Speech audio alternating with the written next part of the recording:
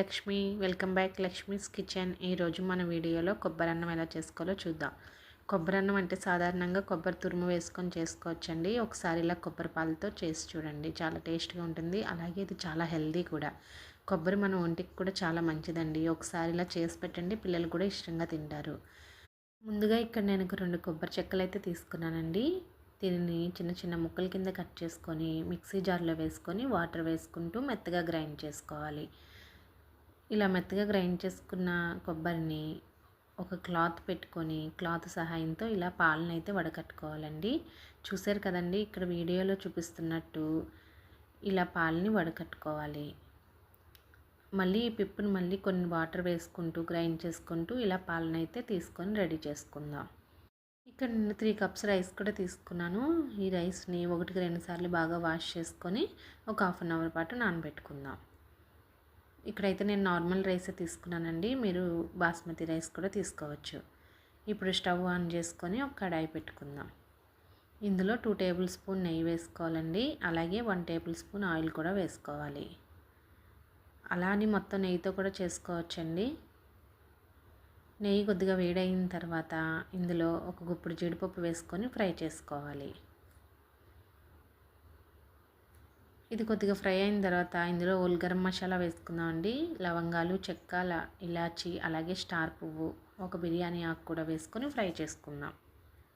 ఇప్పుడు ఇందులో కట్ చేసుకున్న ఆనియన్స్ అలాగే పచ్చిమిర్చి కూడా వేసుకొని 1 నిమిషం పాటు ఫ్రై చేసుకోవాలి.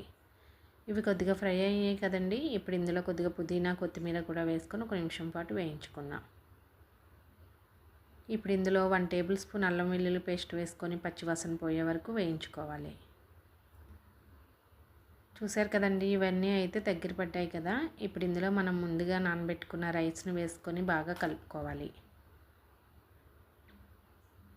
ఇక్కడ నేను 3 కప్స్ రైస్ తీసుకున్నానండి. అలాగే 3 కప్స్కి 6 కప్స్ కొబ్బరి పాలు అయితే తీసుకుంటున్నాను. ఇలా మొత్తం కలుపుకున్న తర్వాత ఇప్పుడు మనం ముందుగా స్ట్రెయిన్ చేసి పెట్టుకున్న కొబ్బరి పాలను వేసుకోవాలి. ఈ కొబ్బరి పాలన్నీ వేసిన తర్వాత 1 నిమిషం పాటు బాగా కలుపుకుందాం. ఇప్పుడు ఇలా కలుపుకున్న తర్వాత ఇందులో 1 టేబుల్ స్పూన్ సాల్ట్ వేసుకోవాలి. అలాగే ఒక half table spoon garam masala కూడా వేసుకొని బాగా కలుపుకొని మూత పెట్టుకొని ఒక 15 మినిట్స్ పాటు మంట లో ఫ్లేమ్లో పెట్టుకొని కుక్ చేసుకోవాలండి. అప్పుడే మనకి అడుగంటకుండా రైస్ పొడిపొల్లాడుతూ బాగా వస్తుంది.